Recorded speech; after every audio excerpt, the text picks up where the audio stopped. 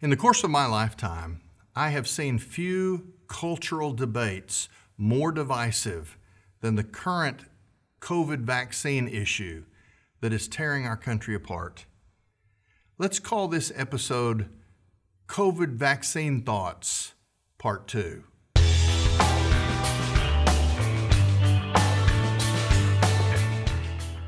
As we go through the pandemic right now with the vaccine and the debate about whether you should be vaccinated or not vaccinated, I want to see if we can update some of our thoughts about this topic. Evidence seems to increasingly show that the idea that the virus is spread asymptomatically is less and less a real possibility. In other words, sick people with symptoms spread the virus, but the idea of a totally healthy person with no signs being a danger to others, that is less and less credible as we get more information. Secondly, while we have this rush for the testing of asymptomatic people, the reality is that testing for healthy people has not been approved by the FDA, and the World Health Organization actually now recommends that healthy people, asymptomatic people, not be repeatedly tested. One of the issues that is emerging in our culture is this idea that you either show proof of vaccination or you get weekly or even twice a week testing so that you always can show that you're negative for the virus. The evidence seems to point now in the direction that healthy people should not be tested on a regular basis. Also, what we're beginning to learn is that natural immunity, that immunity that is developed by actually surviving the disease, it turns out that natural immunity is robust, it is complete, and at least to this point, it seems to be endurable. So, if those things are true, and if it's also true that as the virus mutates, the vaccines as they now stand are less and less effective against the variants, much like the fact that we have to alter the flu shot every season because flu is always a little different than what's gone before, it complicates this issue of universal vaccination with a one-size-fits-all approach. Let me talk to you about conscientious objection.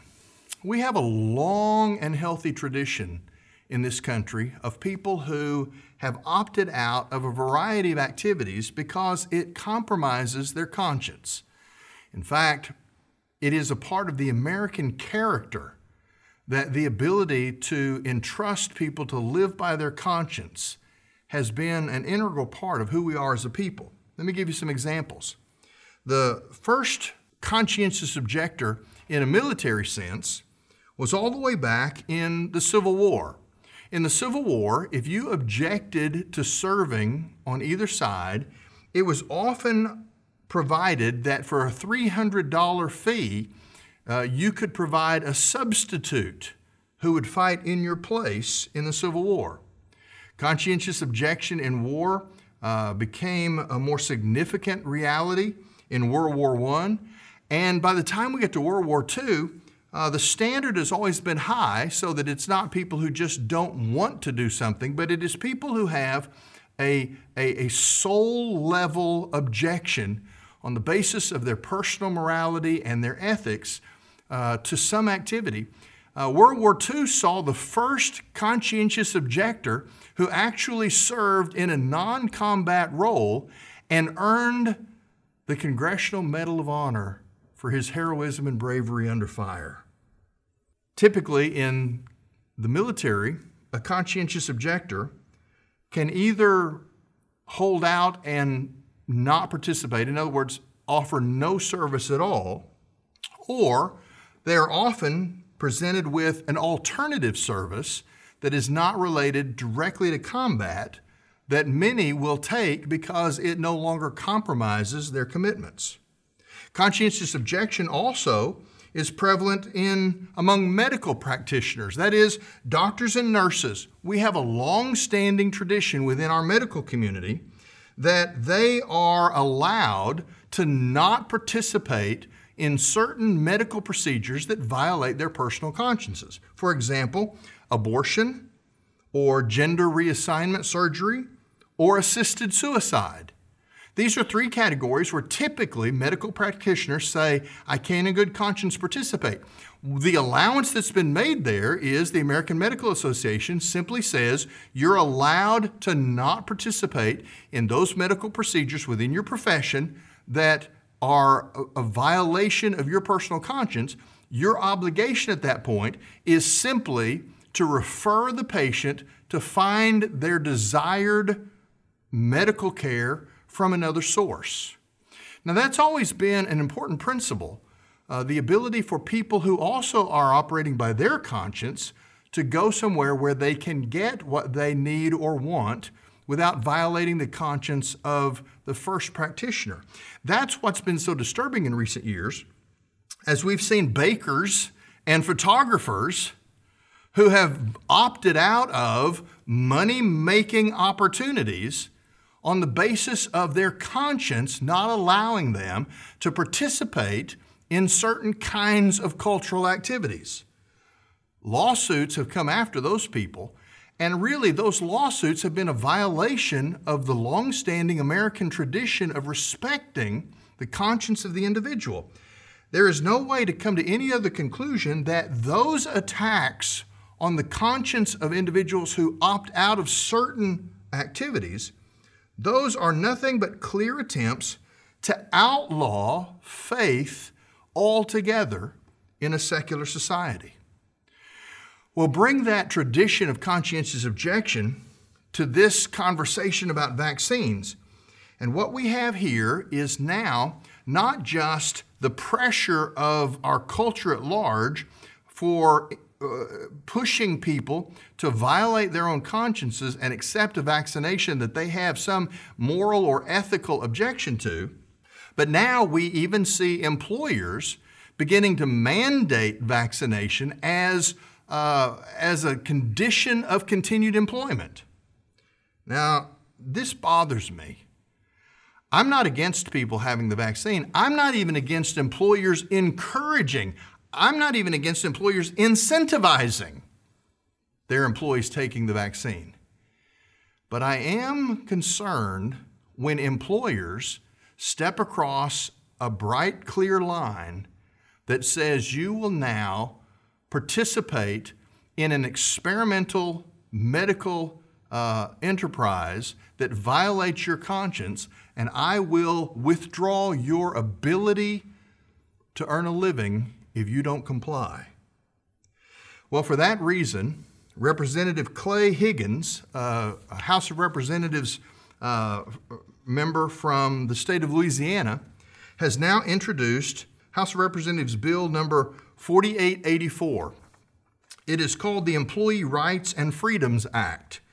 It is a bill that would prohibit employers from forcing vaccine mandates on their employees. And it would do these four things. It would make it unlawful employment practice to require an employee or an applicant for employment to undertake a medical procedure, including a vaccine. Secondly, it would establish an exemption from required medical procedures based on an employee or applicant's firmly held belief, in other words, their conscience. Third, it would require employers, in the event of an exemption, to provide reasonable accommodations enabling the employee to continue performing essential functions of their position. In other words, providing alternative ways that this employee can still do their job and be a productive part of a particular economic enterprise.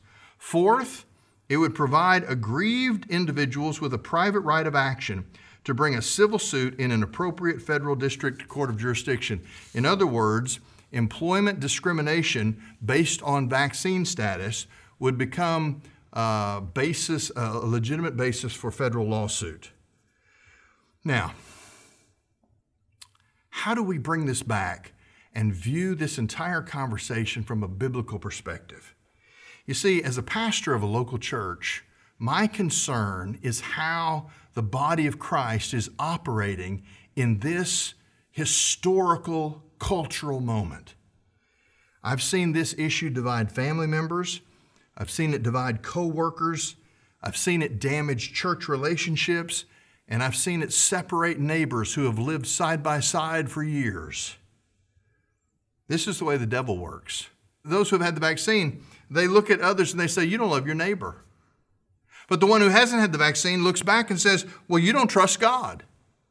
Well, the one who's had the vaccine says, well, you should wear a mask or otherwise you don't care for people.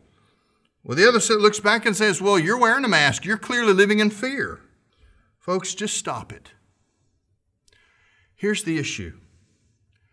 I'm disturbed when I see unvaccinated Americans have an almost casual disregard for the health and safety of others. Almost like COVID-19 is not a real thing, that people don't actually get sick and die. That's not okay. I don't like it when the unvaccinated have an attitude of, I don't care about you, to other people around them. But here's the thing. I'm equally bothered by the kind of pharisaical legalism of those who have been vaccinated who have an open disdain for the unvaccinated in a way that treats them as second-class citizens. What does the Bible have to say about this? Well, first of all, if you're a follower of Jesus Christ, Jesus tells us in John chapter 13, he writes these words to his disciples. In John chapter 13, beginning in verse 34, Jesus says, I'm giving you a new commandment, that you love one another, just as I have loved you, that you also love one another. By this, all people will know that you are my disciples, if you have love for one another. Listen, love implies that even when we disagree, we use persuasion, we use the presentation of facts that we find persuasive, and we have conversations. But we have got to stop screaming at each other and treating each other as though we're the enemy. The only person enjoying any of this is our true enemy, the one who wants to destroy the people of God and the Church of Jesus Christ. Well, Acts chapter 5:29 is also informative here. The disciples were told by the religious authorities of their day that they couldn't share their faith. They couldn't talk to people about Jesus. And while their answer is specifically related to the practice of their faith, the underlying principle is a measure by which American Christians need to rediscover and live by. It says in Acts chapter 5, verse 29, they had been told you can't talk about Jesus. And the verse says, but Peter and the apostles answered, we must obey God rather than men. Well, okay, if that's the principle, obeying God, then how do we decide how to approach this vaccine issue? Well, here's the call. Follow truth. But wait a minute. There's so much confusing information out there. What do I do when the facts don't lead me to an obvious truth? Well, that's where we are, isn't it? We are to follow truth, but when truth is not obvious by the facts, then we are to be patient with each other. They say, well, just follow the science. Well, science is incredibly nebulous and hard to discover. Just in my lifetime, they told me eggs would kill me, then they told me eggs were healthy. They said don't drink coffee because it's not good for you, but now they say drink coffee because it's good for your heart. They, at one point in my life, said don't eat Mexican food. Listen, that's a hill to die on. The reality is science is an ongoing enterprise. It's always a moving target. So don't let anybody say, well, just follow the science. The science is not settled. We are still early on in this process. And as we discover facts, let us talk to each other as brothers, as sisters, in a way that moves us toward understanding. No one has ever been convinced to violate their conscience by somebody screaming at them from the other side. Don't pursue the link wars. That is, when one article says one thing and you send it to a friend and your friend sends another article that says the exact opposite, and then you send another article that contradicts that, and then they send another article that bolsters their side. Listen, there's plenty of articles out there on all sides of this question. It's hard to know. If you're not a virologist, if you're not a scientist, if you're not trained in statistical studies, it's hard to know how to face this, which means get the shot, don't get the shot. But be patient with one another. Remember who the enemy is. The enemy is this virus. The enemy is not the person next door who has a different take on the facts than you do. And especially if you're a follower of Jesus Christ, we may not always agree, but the world is watching and they identify us as followers of Jesus not by whether we're vaccinated or not, but by how we love one another. This is Truth Currents.